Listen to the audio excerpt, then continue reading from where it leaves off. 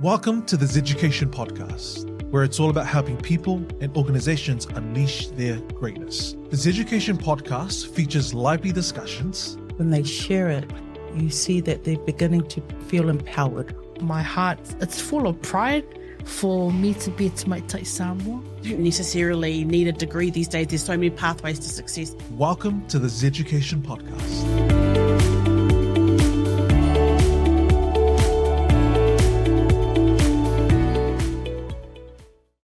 Welcome to the Zeducation podcast, where we help you succeed both personally and professionally.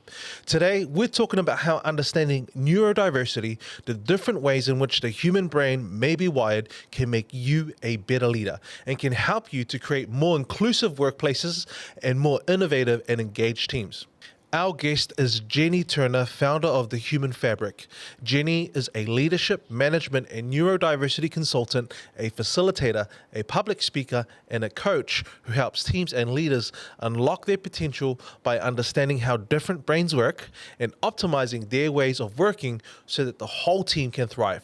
With a mix of 20 plus years of business experience and MBA, wide reading into neurodiversity, the topic, and personal insights as a neurodivergent leader, Jenny now helps organizations to create stronger and more inclusive teams. In this episode, we'll learn how harnessing neurodiversity can improve leadership, make teams more creative, and help everyone thrive. So, let's explore how leaders can use these ideas to build more effective workplaces. So again, thank you so much for coming onto the show. The first question I'm going to ask you, Jenny, I always ask everybody, is share something interesting about yourself. Okay, so I feel like I've lived two lives. I'm currently I say currently like it's going to change. I'm a mum of two. I'm a mum of two boys, nearly 10 and 7. Wow. I live on the North Shore of Auckland, and we have a very sort of suburban, life. But prior to having children and prior to, coming back to New Zealand, I had a career that involved a lot of travel, and I worked in some pretty far-flung places. So Canadian Arctic, Papua New Guinea, Senegal, British Columbia in Canada. And so I've kind of gone from this very nomadic lifestyle and, leading projects and leading teams in some interesting places to a very suburban kind of traditional 9-to-5 kind of lifestyle. Yeah. So people who know me now can't believe that was what I used to be doing. Yeah. You travelled around the world, did all this, and now you're settled in the best country in the world, New Zealand. That's right. I love it. That's awesome. Well, I can imagine, obviously, you've gained all these different perspectives, and I'm really excited about our conversation today because it's about neurodiversity. It's about understanding, how the brain works. And as a leader, why is that important? So my first question is, before we get into it, what is neurodiversity and why is it important? So neurodiversity is a paradigm or a sort of way of describing that there are lots of different types of brain wirings in the human population, and that this is a perfectly natural variation, just like there's diversity in plants and diversity in other aspects of humans, that the different ways in which we are wired is part of the normal variation of humans, and has been, for all of time. So why is it important in workplaces? Well, neurodivergent people can bring some quite different ways of thinking in terms of, creativity, innovative problem solving. They look at the world in different ways. They experience and feel the world in different ways. They might have some, incredible insights around a problem. They might feel empathy in a way that others might not. And so those sorts of skills can be really valuable in businesses and in organisations, and particularly as we kind of go into this sort of fourth industrial revolution with the increase of AI. These sort of very human skills are increasingly important and valuable, and so that's that is what neurodiversity offers businesses. I can see why that's important now that you've laid it out that way, but I'm keen to hear more around your story. If we can go there, because you're passionate about this space, neurodiversity, Yeah. helping leaders optimize this space by understanding it better, especially for their teams. Like, tell us that story, and how did you become so passionate about neurodiversity? Yeah, well, it wasn't always this way. It was something that I didn't know much about probably 3 years ago. So my background has been, maybe if we start at the beginning, I started as a hydrogeologist, environmental scientist, and specialised in groundwater. So that seems like a long way from neurodiversity, doesn't it? I suppose it's still a science. Sure. And I then got into project management as I realised that I really enjoyed working with people. And I was always more interested in how all the pieces of the puzzle fitted together than sort of going too deep on one subject. And so as I became more senior in my role, hydrogeology got more and more sort of technical and sort of sitting around a computer for longer periods doing modelling, and that just didn't really fit with my brain and what I enjoyed. And so I got more into project management, and that then became sort of an interest in how we help technical people to progress into project management, and often that becomes the first time that they're leading people. So I got really curious about, people leadership and what motivates people, and how do you create a high-performing team. Later in my career, I was the head of delivery practice for Becker, which meant that I worked across the organisation, helping project managers to understand, project management best practice, but also how to lead teams effectively. Consulting businesses are forever forming teams, putting together new groups of people to deliver work for clients, and then disbanding them and then forming another team, for the next piece of work. In that process, I found out that I had ADHD, so late diagnosed, aged 42. And I got really curious about, well, what does this mean for, what does it mean for me? What does it mean for the way that I work and the way that I like to work? What does it mean that my managers and colleagues need to know? And then what about other types of neurodiversity? What does it look like if you're autistic or dyslexic? And so I just sort of started uncovering more and more and more to understand what does it mean for the workplace in particular. At the same time, I'd been doing a master's in business I was looking to kind of round out my business knowledge and step out of an operational role into a broader general management role.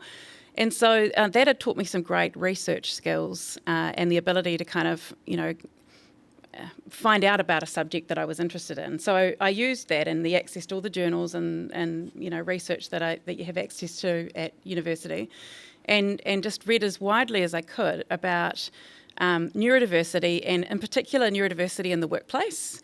And I was as confused as most people are at the beginning. I'm like, is this a good thing? Is this a bad thing? Is this the reason for my success, or have I succeeded despite it?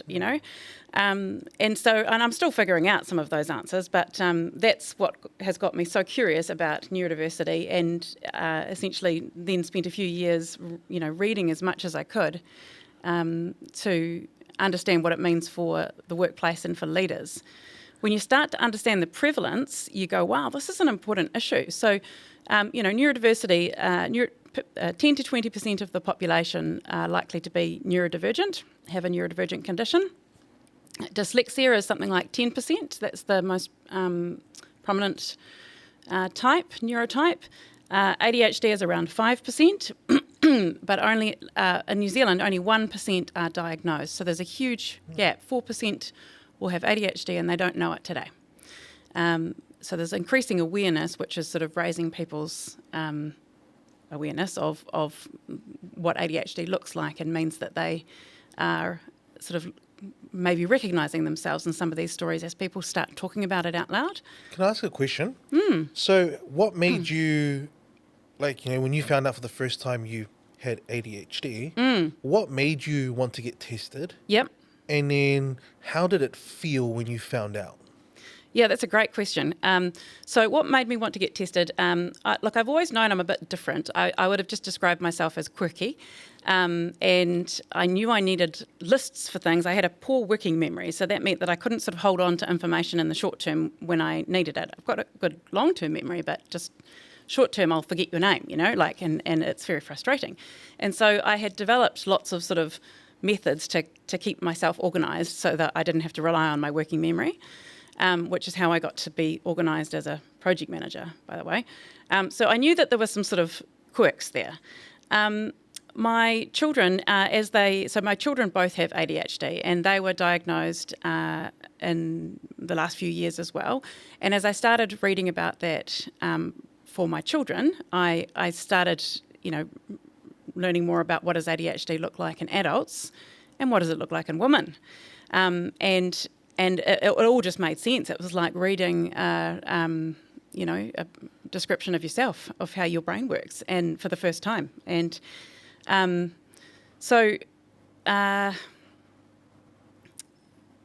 to the question. So how did it make me feel? Sorry, I might just add there, that journey of learning about through your children is quite common.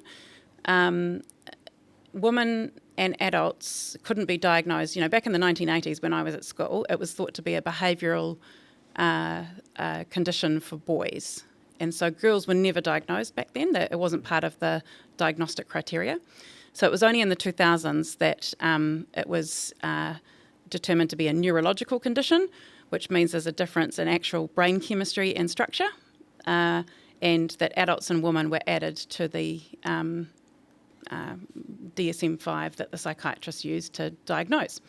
And so that's why there's a sort of increasing awareness now, and you might know many women around you in particular that are being diagnosed, because there's a whole missed generation, multiple generations before, that would have had ADHD but would have just thought of themselves as having a slightly different personality, Obviously, when you found out, how did you feel? Oh, yes, how did I feel? So, look, I think it's almost like a grief cycle where you sort of, you go through initial confusion. I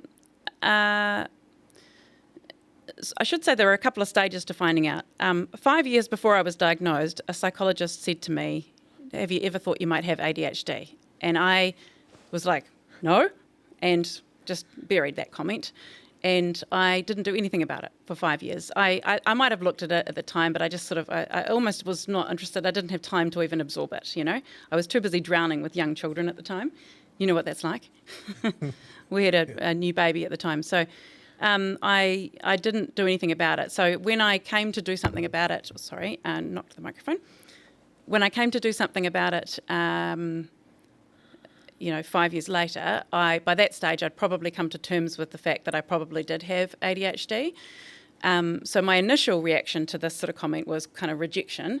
No, I'm perfectly fine, thank you.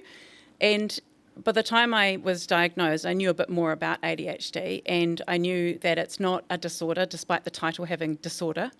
It's just a different way of thinking, a different way of being wired.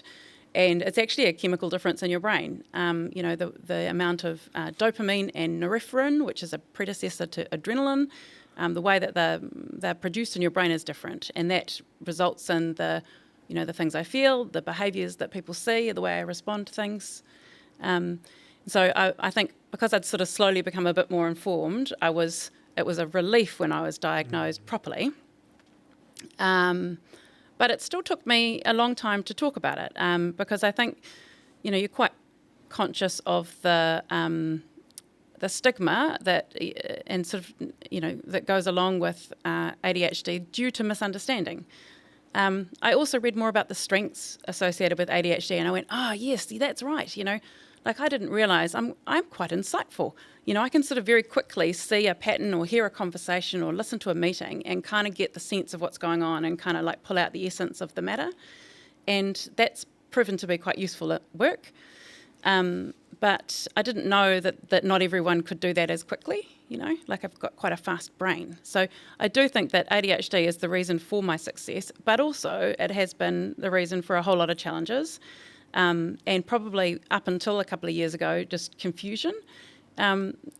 because you don't realise that not everyone's reacting the same way as you or thinking the same way as you, you know? Yeah. Walk around for 42 years, assuming everyone's brain on the inside is like mine, you know? Yeah. So it's you reached a moment where you understood, like, look, I'm different, you know, which comes with its strengths and also challenges. Yeah. And tell us about the crossroad moment, because, you know, now you're in the space where it's neurodiversity, but also leadership, which I find like I don't really hear that often. Neurodiversity. I've heard diversity, Yes. but not neurodiversity and leadership. So tell us about that crossroad moment where you're like, there needs to be more work and support in this space.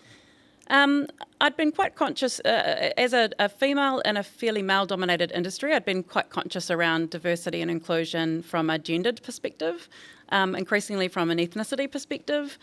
I think there's quite a generational diversity perspective that's coming into workplaces today as well. And so that had been fairly front of mind. So when I learned about neurodiversity, I was like, wow, 20% of the population, this isn't just a kind of little fringe thing. This is quite a significant, you know, proportion of the population. Why aren't more people sort of understanding this or talking about this?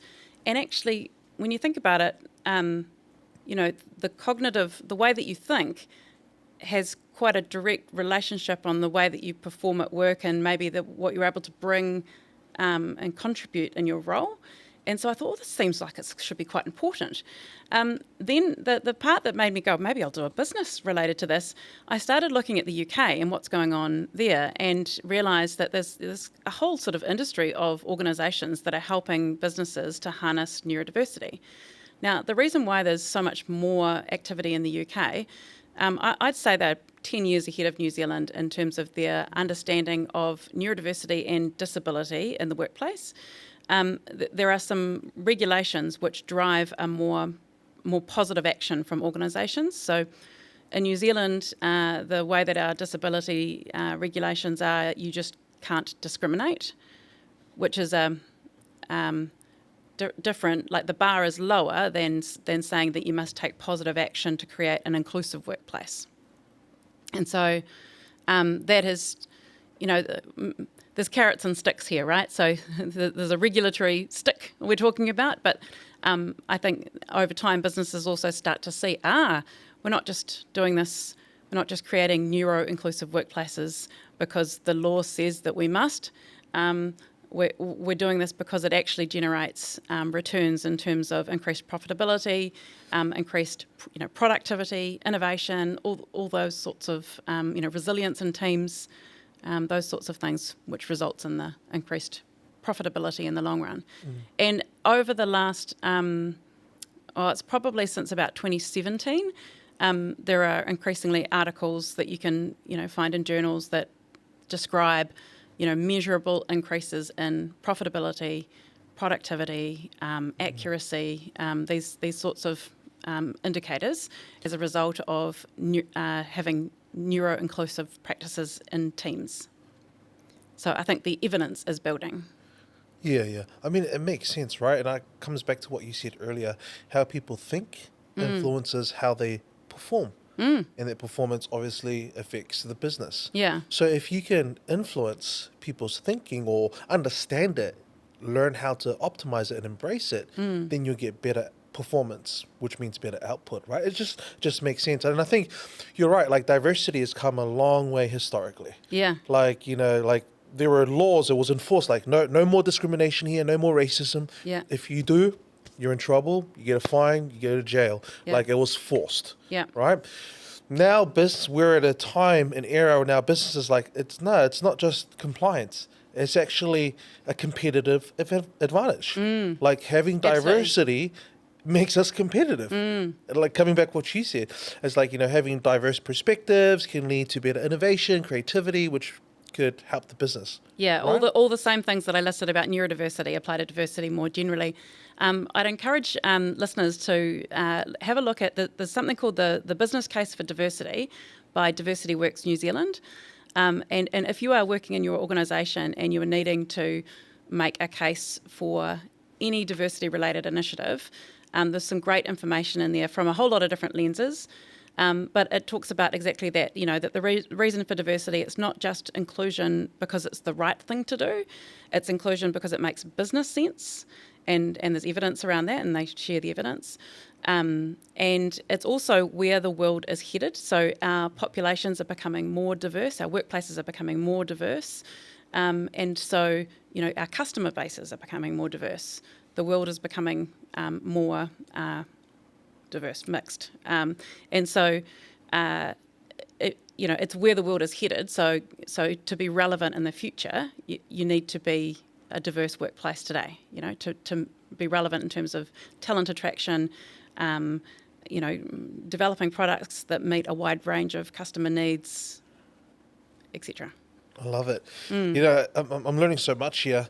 Our audience loves stories and examples. Yeah. Do you have a story, an example of someone who understood, how their brain works now? Like what you said, ADHD. I didn't know I had it before. Now I do. Yeah. And how that has helped them improve their life and in their workplace. Yeah, well, I'll speak from my own perspective, if that's okay. So I've gone through some. I'm training to be an ADHD coach, actually, and that in itself, the first thing that they do is take you through what's essentially like group therapy to help you understand, first of all, ADHD, but your nuances of ADHD. And so one of the biggest learnings I had was that it's contextual. So it depends on how I am. So, hormones, whether I've had enough sleep, all the things that affect every individual, right?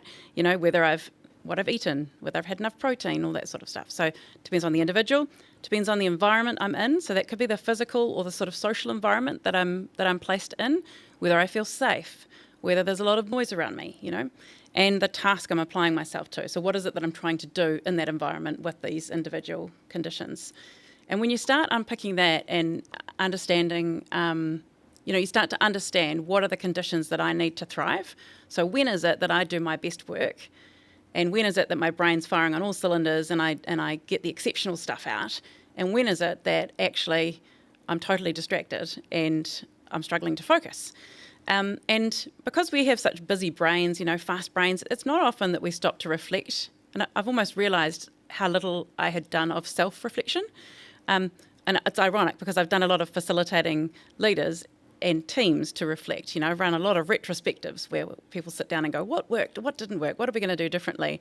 But I hadn't done a lot of that myself. And so, finding out about ADHD and going through this process helped me then understand and tease out and actually think about, wow, what do I need? So I'm very sensitive to noise and actually all senses. So smell, physical sensations, And so, if you're sitting there and there's someone's walking past your desk, you're in a very busy environment, someone's walking past your desk every 2 minutes, or the coffee machine's going off in the background, or someone beside you's on the phone, I personally found that was just so distracting for me, but at a kind of low level. It wasn't, it was just sort of kept pulling my cognitive, breaking my cognitive flow. And it wasn't until I kind of realised, yes, so when I'm in the office on those busy days, I just can't seem to get anything done. I'll sit there for 2 hours trying to write something. And then if I'm at home and it's totally quiet, I seem to just be able to get through it. In fact, 3 hours will go by and I don't even notice. And I realise, suddenly the phone will ring and I'll go, oh my God, I'm really hungry and I need to go to the bathroom. And I hadn't even noticed because I was so in a state of flow.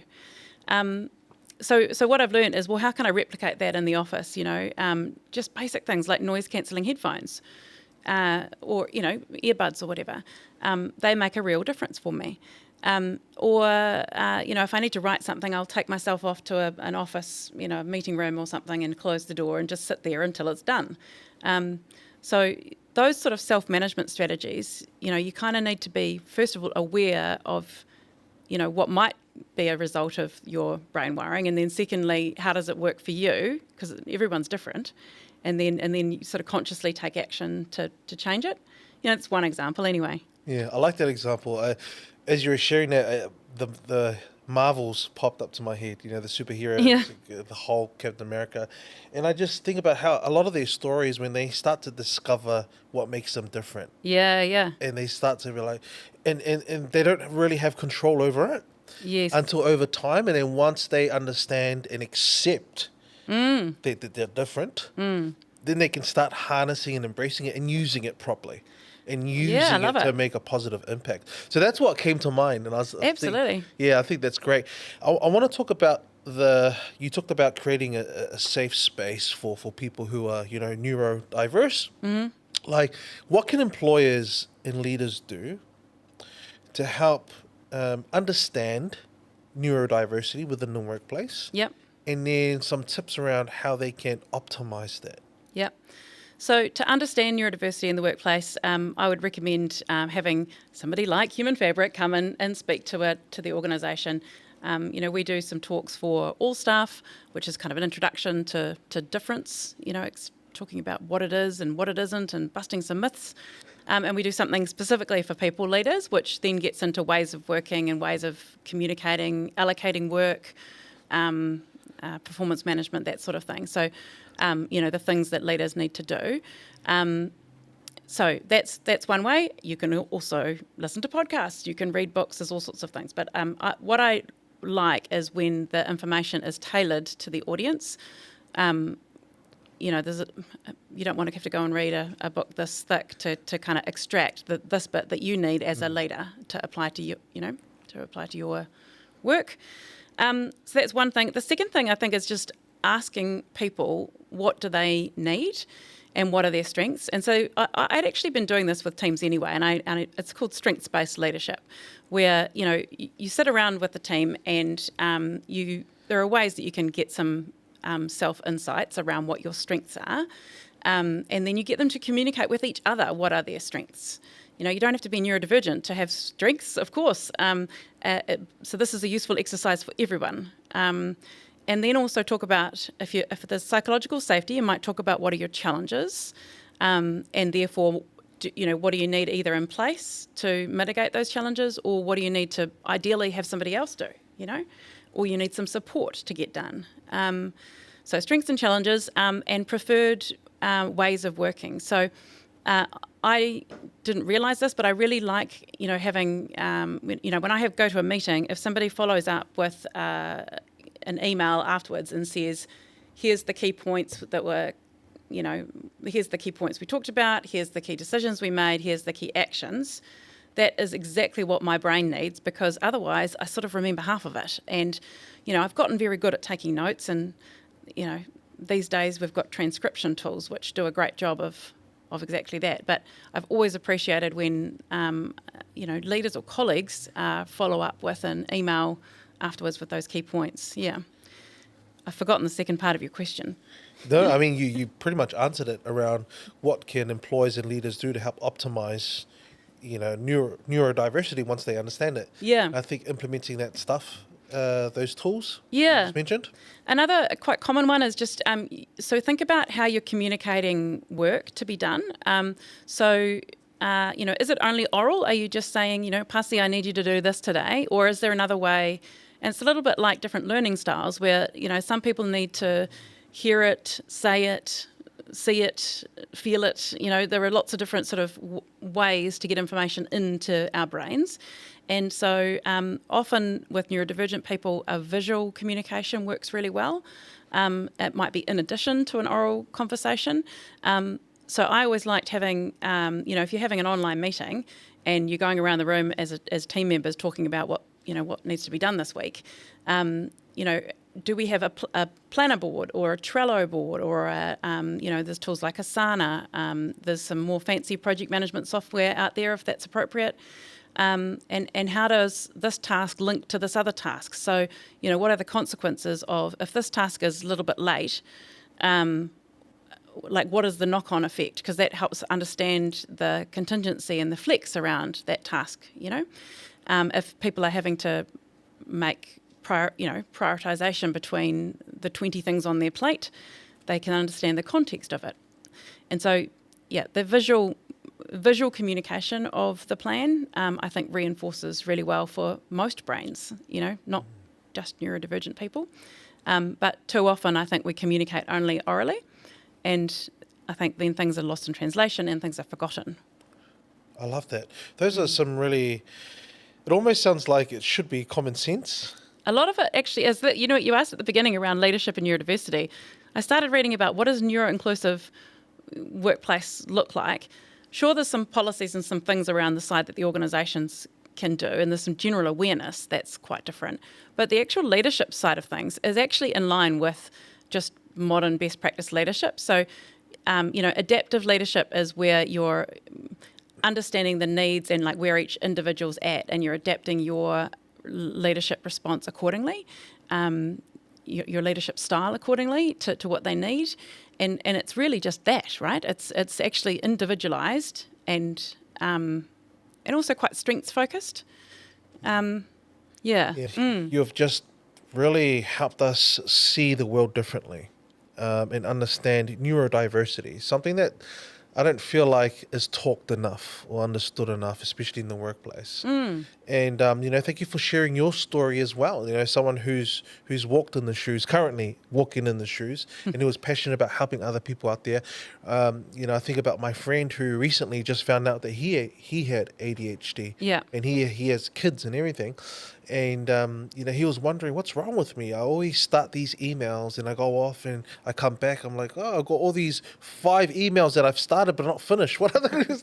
It's frustrating and confusing when you don't understand. It's like not having a manual to your own brain. Yeah, exactly. But when he found out, he just told us boys, and it's a sense of relief, like you said. Yeah, he just felt relieved. Yeah, and now, and he's smashing it at work. He's doing great at work now. Yeah. He's able to harness that power. Yes. But look, our final question before we wrap up this podcast is, what's your final words of encouragement or your big takeaway that you want to give to people out there, especially people who might have experienced what you have or are currently? I think, so a couple of things spring to mind. So different is not less, right? This applies across diversity. Just because someone is different to you, they communicate different to you, or they have a label, a very medical-based label, doesn't mean that they are less. It doesn't mean that they have less to contribute in the workplace. They may have different things to contribute in the workplace, but they are not less. And related to that is about understanding people's strengths and leaning into those strengths. So rather than trying to mitigate or fix somebody's challenge areas as a leader, actually help them lean into their strengths.